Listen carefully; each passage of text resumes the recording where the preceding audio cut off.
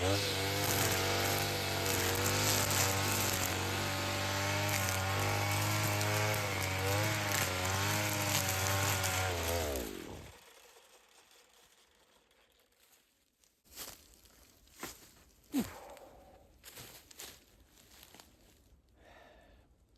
of gas for today. I'm pretty happy I found these guys. I don't think this is it, but this one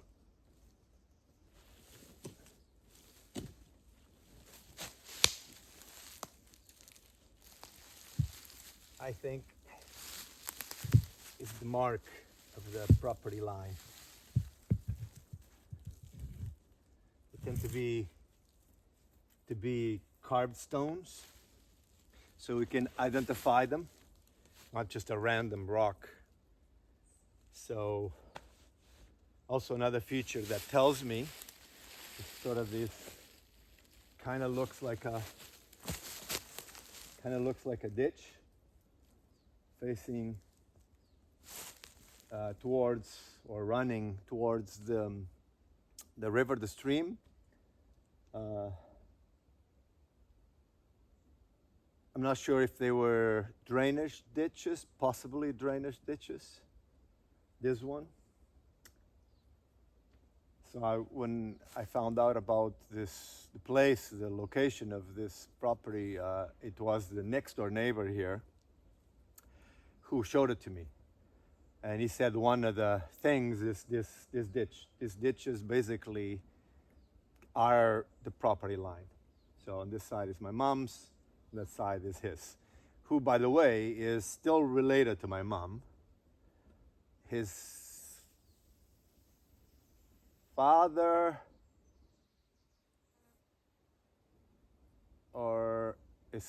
is my grandfather's uncle, I think. Yes. Or his grandfather is his father. His father is my grandfather's uncle. So at some point, these two properties belong to the same family, same people, who I think would be my maternal great-grandfather, something like that. Not sure. Anyway, so this is it. I reached this side. As someone suggested, I'm going to clear along the line all the way down to the stream. And then I'm going to try the next time, perhaps. I don't know if I'll get to it. I'm going to try to do the other side. I don't know where the other property line is. I also know the family that owns the other side, that also related, but on my grandmother's side. My grandmother is cousins with the owner on the other side.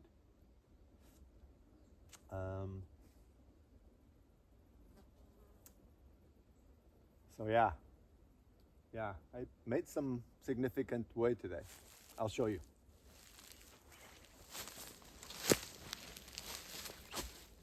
So this here, between the trees kinda, which is at the very base of the woodlot, kinda a little bit higher than the fields. And you may notice there's sort of like a shape to it, like that, which was a channel that brought the water all the way from, I don't know, way back there, because the river sort of comes like that. And I'm told that this channel at some point, they could divert the river or part of it this way in the summer when the fields would dry up and they needed to irrigate fields.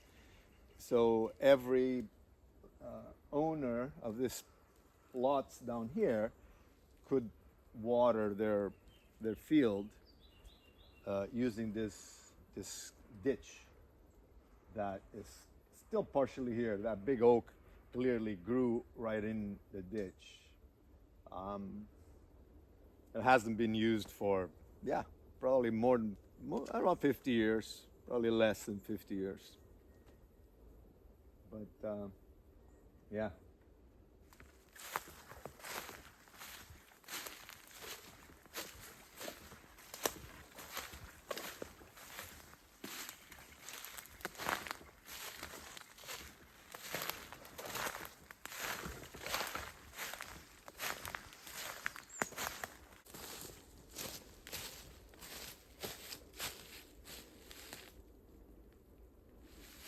Pretty happy with how far I got today.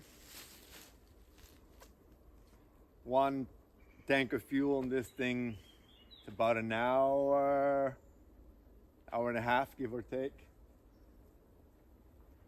I know that bringing a machine here would do this fast, for sure. But the problem with the machine is that it would basically take everything down, like little seedlings like this. There's a, you know, I want to keep these oak seedlings, and the machine would just, you know, clear the whole thing 100%. So machines are faster, but they're not necessarily better in this sense. So, but you know, I'm having a lot of fun going through this slowly and seeing what's growing and slowly noticing the features of the land. So, yeah. Again, once a week, couple hours in the morning, it'll be done in no time.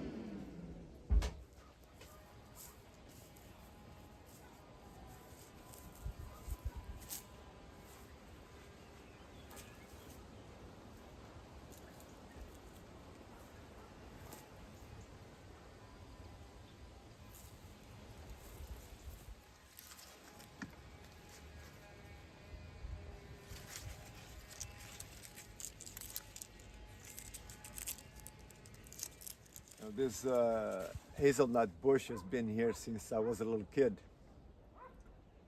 My grandfather used to crack the nuts for me. Eventually showed me how to use two rocks to do it myself. Good thing is we don't have any squirrels here, unlike in Canada. I planted some hazelnuts in Canada and they grew really well. Climate was excellent for them, but the squirrels, they would just beat me to the nuts every time. I had to pick them when they were still green with the husk attached to the nuts, or else the squirrels would just take them all. A good size. I gotta see if let's see if there's any meat inside.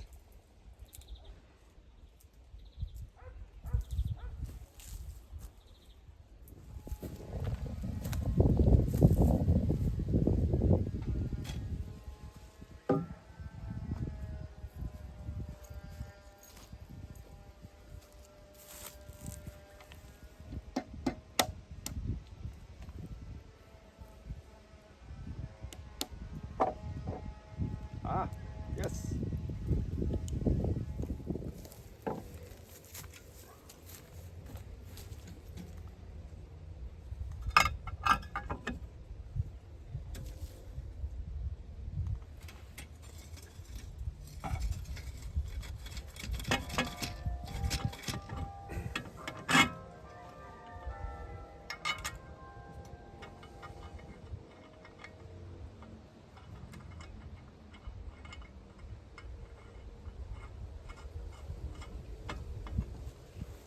All right, so pretty happy with that.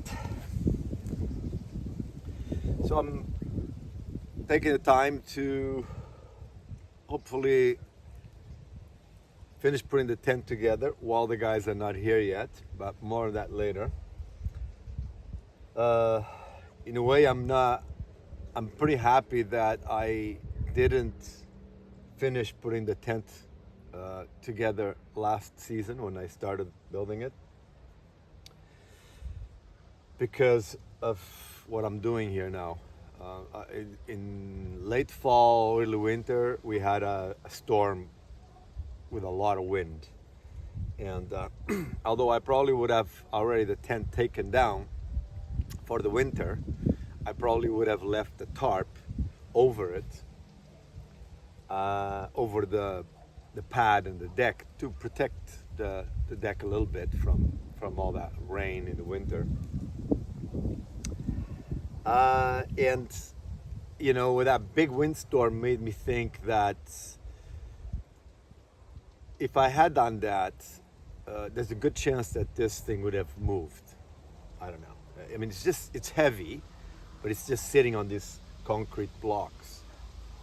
And this is per manufacturer design. Like the manufacturer of the tent, they basically provide drawings for building the frame, the deck, the pad, the whole structure that supports the tent.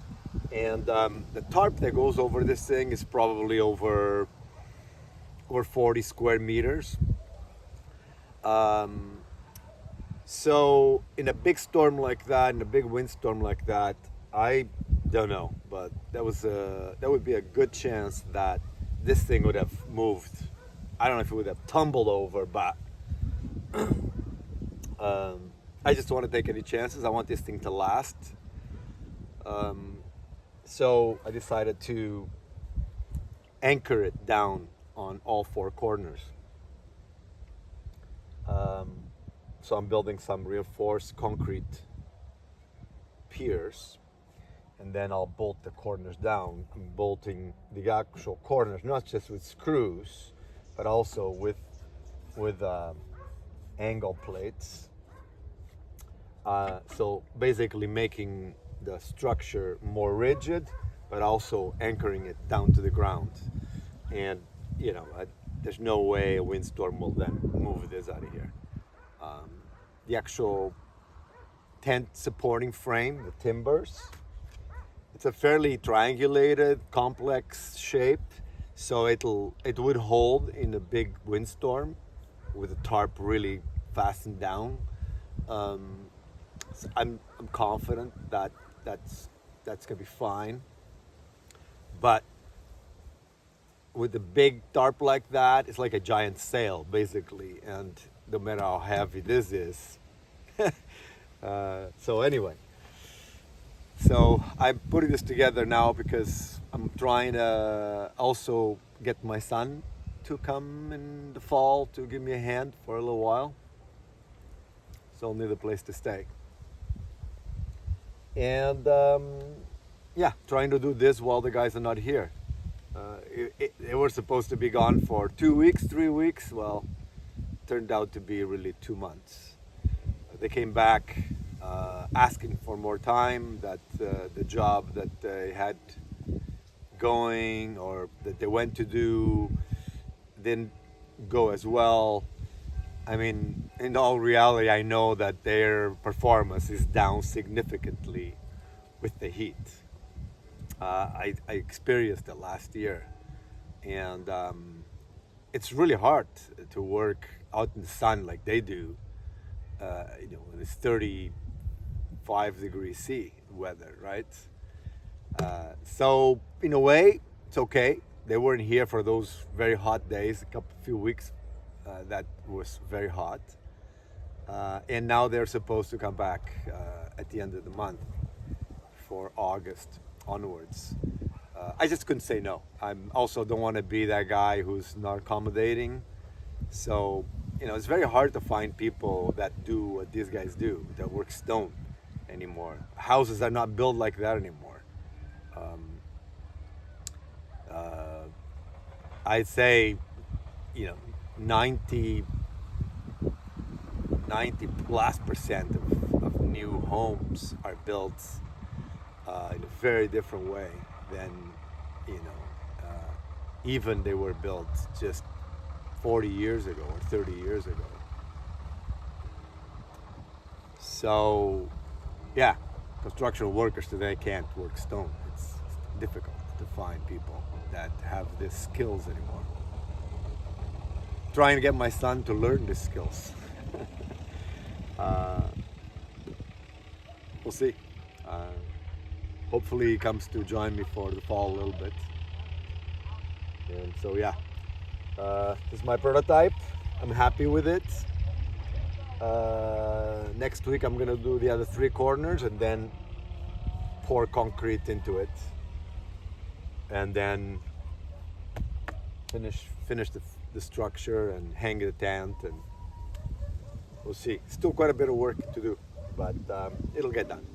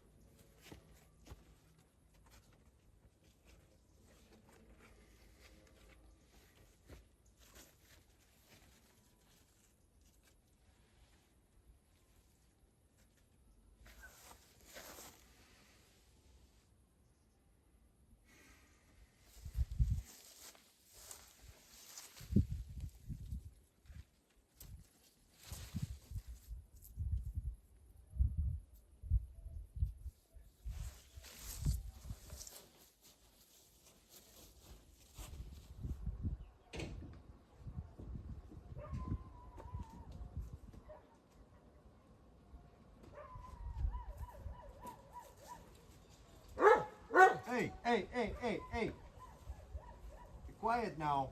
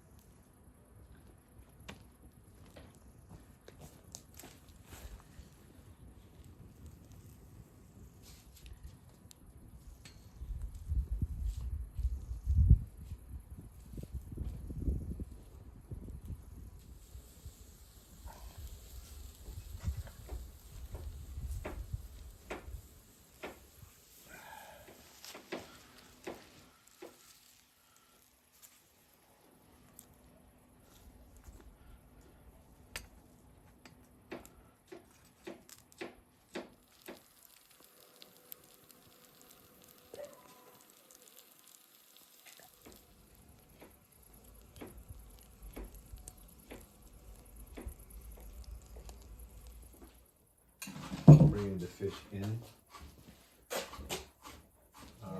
So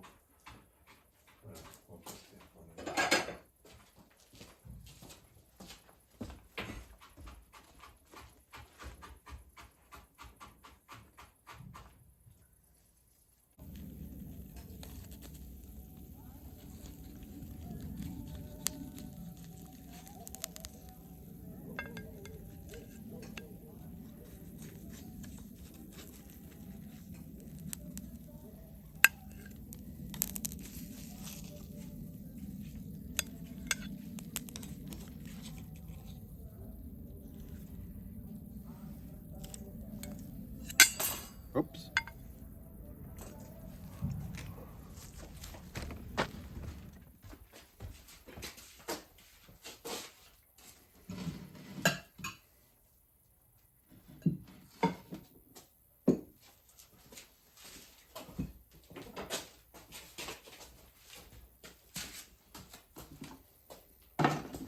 Anything here?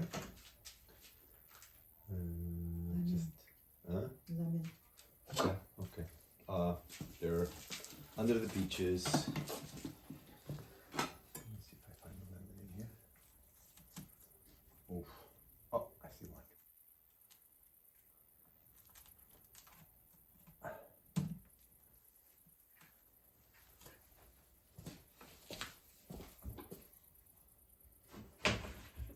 Just, yeah.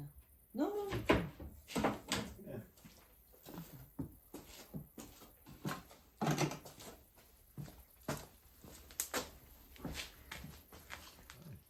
Cool.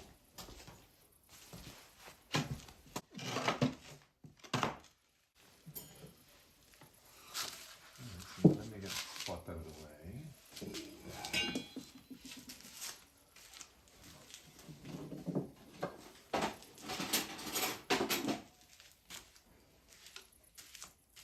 you. More. That's okay. One more.